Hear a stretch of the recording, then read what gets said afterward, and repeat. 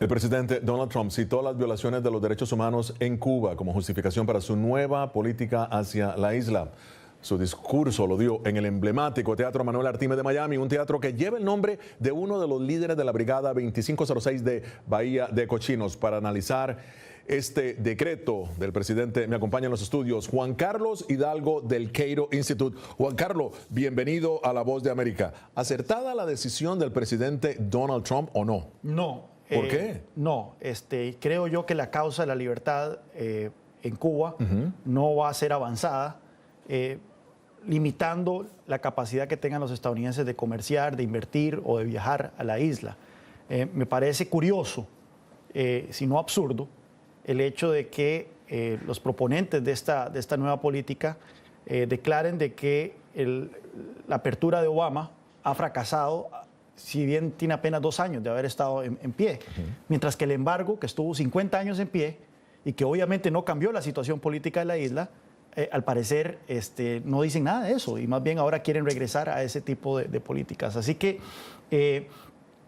creo yo que esperar cambios repentinos en la situación política de la isla a partir de la capacidad que tengan los estadounidenses de comerciar o de viajar a la isla es ingenuo. Nadie dijo que esto iba a pasar de la noche a la mañana. Sin embargo, es más probable de que una clase media pequeña, pero naciente, pero vigorosa, tome lugar en un contexto en donde los estadounidenses están viajando a la isla en cientos de miles, en cantidad de cientos de miles, estén hospedándose en casas de cubanos, estén intercambiando con ellos, compartiendo ideas, comerciando, que en un ambiente en donde existe un mayor aislamiento del pueblo cubano. ¿Sabes, Juan Carlos? Para muchos esta política que ha anunciado el presidente Trump está a tono con la línea dura que llaman de los legisladores cubanoamericanos en Miami o al menos de la Florida. Ahora, ¿crees que este intento estratégico, porque es un intento estratégico del presidente, obligará a los militares de Cuba a soltar un poco el poder económico o no? No, para nada. Bueno, el ejército controla aproximadamente un 60% de la economía cubana. Yo no veo bajo ninguna circunstancia, si algo puedo predecir con toda certeza de lo que ocurrió hoy, es que yo no veo ni a Raúl Castro ni a los militares corriendo a cumplir las demandas del presidente Trump. Así como no, aunque los afecte económicamente, porque supuestamente los afectará con estas medidas. No creo que el impacto sea de vida o muerte. Nuevamente, apenas tenemos 2 años de una apertura incipiente. No creo que el nivel de negocios que el aparato militar cubano tenga a raíz de las inversiones o del turismo estadounidense represente una cuestión de vida o muerte. Recordemos de que a Cuba llegan, por ejemplo, 4 millones de turistas al año, de los cuales los estadounidenses son 600,000. No representa la mayoría, mientras que los estadounidenses, se sabe que los estadounidenses, el turismo estadounidense es particularmente tendiente, se queda en casas, se quedan utiliza los paladares, se queda en las casas de hospedaje y demás, mientras que el turismo europeo y el turismo canadiense tiende más a quedarse en los resorts que son de los cuales el ejército es dueño. Claro. Entonces, nuevamente, a los que va a afectar esta medida es el cubano de pie, es el cubano ordinario, porque ellos son los que van a dejar de percibir los ingresos por este turismo estadounidense, que es un turismo más democrático, si se puede decir. Mientras que el ejército se beneficia del turismo europeo y canadiense y ese no va a ser afectado con esta medida. Bueno, de acuerdo a tu análisis, entonces afectaría precisamente al pueblo, no al ejército en sí. Va a afectar al pueblo. Bueno. Airbnb anunció la semana pasada de que a través de los contactos de la red de las miles de casas de hospedaje que tiene en Cuba, entraron a los bolsillos de los cubanos, nuevamente cubanos ordinarios, $40 millones el año pasado. Y esa es plata que no se fue al ejército, se quedó, en el pueblo. Sí. Bueno, muy bien. Mira, claro y contundente. Así fue el presidente Trump el viernes al hablar de lo que llamó una nueva negociación con Cuba. Estas fueron algunas de las exigencias hechas al gobierno de Raúl Castro.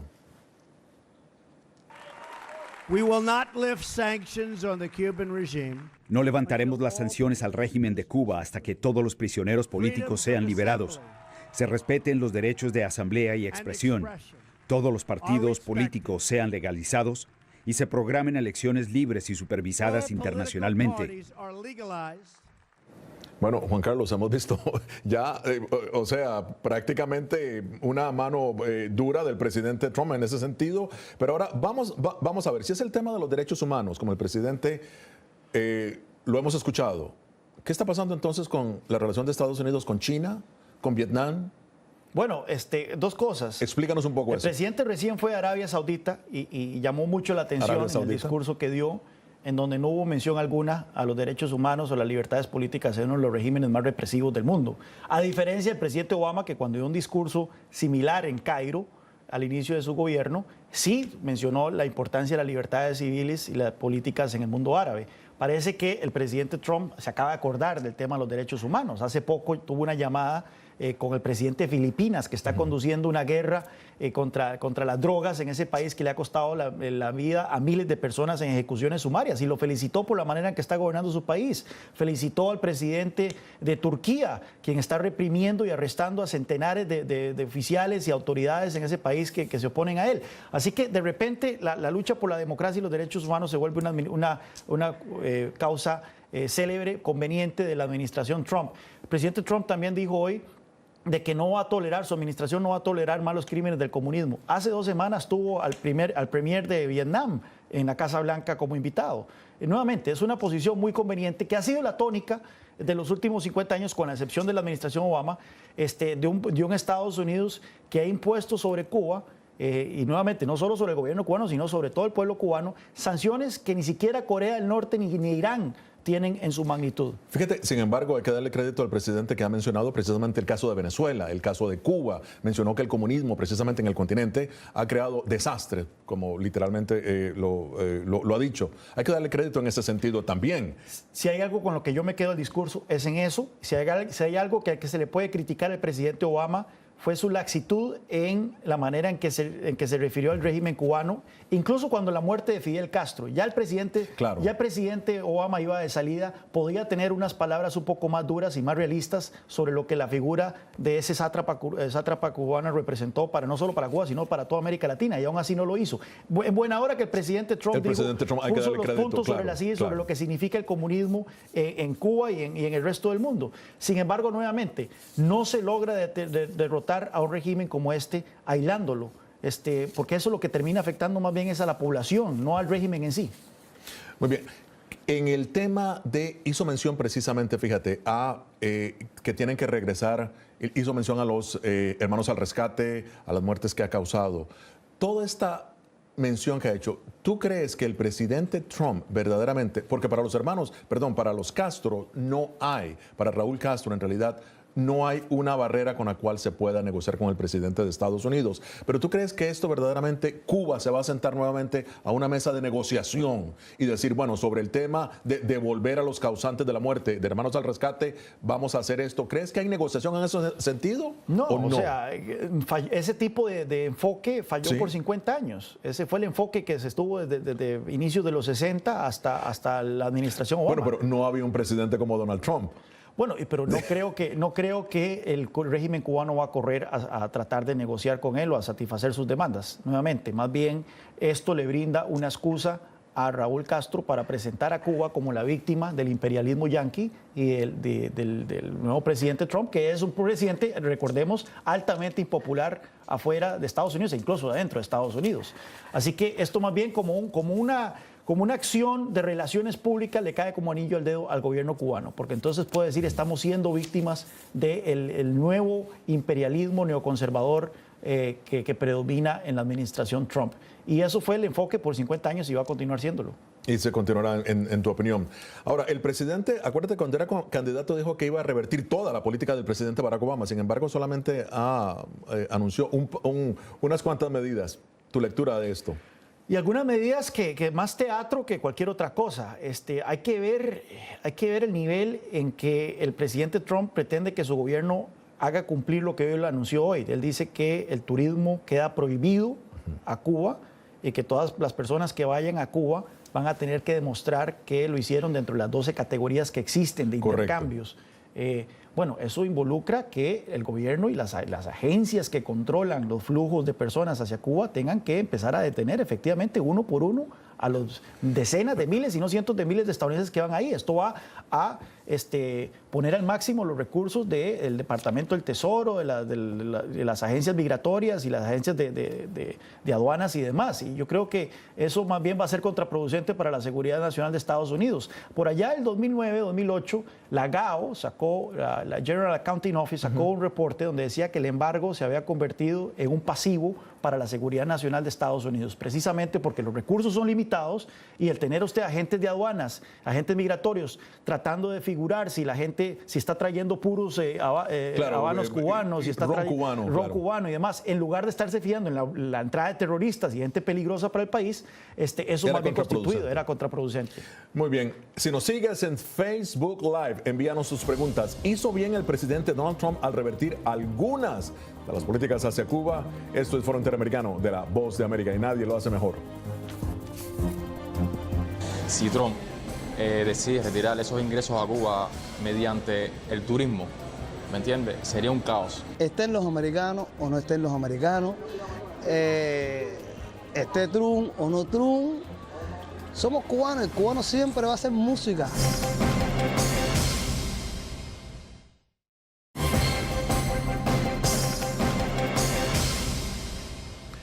Damos la bienvenida a quienes nos siguen ahora en Facebook Live. El presidente Donald Trump anuncia una directiva que no restituye la política de pies secos, pies mojados, que permitía a los cubanos permanecer legalmente en el país aunque entraran sin visas. No toca el embargo comercial y no limita las remesas de los cubanoamericanos. Para analizar el tema me acompaña Juan Carlos Hidalgo del Cato Institute. Juan Carlos, tu análisis del embargo, en realidad viniendo de un libertario, es prácticamente único. Vamos a ver, la mayoría de los cubanoamericanos ahora no apoyan el embargo. Sí. Entiendo. Si es así, entonces ¿está el presidente actuando en contra del deseo de los cubanoamericanos? Vea qué interesante. Una encuesta que salió en diciembre del 2016 por Pew Research Center encontró que un 73% de los estadounidenses están en contra del embargo. ¿Estadounidenses o cubanos? Estadounidenses. Pero una encuesta también del año pasado de Florida International University, hecho entre cubano-estadounidenses en el condado de Miami-Dade, encontró que el 63% está en contra de continuar el embargo y que un 57% quiere mayor relación comercial con la isla. De esta encuesta también vemos dos cosas. Primero que todo, como es de esperar, los jóvenes están más ansiosos de que se levante el embargo. Pero también, entre más reciente sea la llegada del cubano a Estados Unidos, más ansioso está de mantener mejores relaciones con Cuba. Es decir, los que se oponen a la apertura son los cubanos estadounidenses que llevan décadas de haber llegado a Estados Unidos y que se puede decir con toda seguridad que sus lazos con la isla son más tenues de los más recién llegados. Pero no solo eso. Cuando se anunció la política de apertura con Cuba, el Washington Post y Univision realizaron una encuesta inédita en la isla, en donde le hicieron una serie de preguntas a los cubanos allá. Y una de las cosas que salió a relucir es que el 96% de los cubanos en la isla está en contra del embargo y quiere mayores relaciones comerciales con Estados Unidos. Así que ni los estadounidenses quieren este tipo de política, ni los cubanos americanos aquí en Miami, ni los cubanos en la isla. Entonces, exactamente, ¿quién está representando el presidente Trump con este tipo de giros? Juan Carlos, estas son algunas de las medidas a las que Washington se comprometió y cumplió. Fíjate, que removió a Cuba de la isla de países patrocinadores del terrorismo, negoció un convenio de aviación privada y comercial y acordó un reinicio parcial del servicio de correo postal y derogó varias restricciones a instituciones financieras de Estados Unidos. También autorizó a firmas hoteleras de Estados Unidos a manejar propiedades en Cuba y autorizó a firmas de Estados Unidos a instalar infraestructura de Internet en Cuba. Muy rápidamente, como lo has dicho, ¿esto entonces va en contra del deseo de los estadounidenses? No, los estadounidenses quieren más apertura, más acercamiento. Entonces, efectivamente, esto va en el interés. O sea, esto es lo que los estadounidenses han manifestado que quieren. Es interesante. Bueno, finalmente, un par de preguntas relacionadas con el cumplimiento de las medidas. ¿Se va a desalentar entonces a la empresa privada de Estados Unidos a invertir rápidamente en Cuba? Efectivamente, bueno, esto Cuando lo que desean es invertir. manda una señal ominosa. Actualmente existe mucha incertidumbre. Correcto. O sea, muchas empresas, a pesar de las señales que había mandado la administración Trump, todavía no sabían exactamente en qué terreno legal se encontraban a la hora de hacer negocios con Cuba. El hecho de que la Casa Blanca ahora diga voy a ser más hostil a ese tipo de acercamiento va a hacer que muchas empresas entonces tengan dudas de invertir o no en la isla.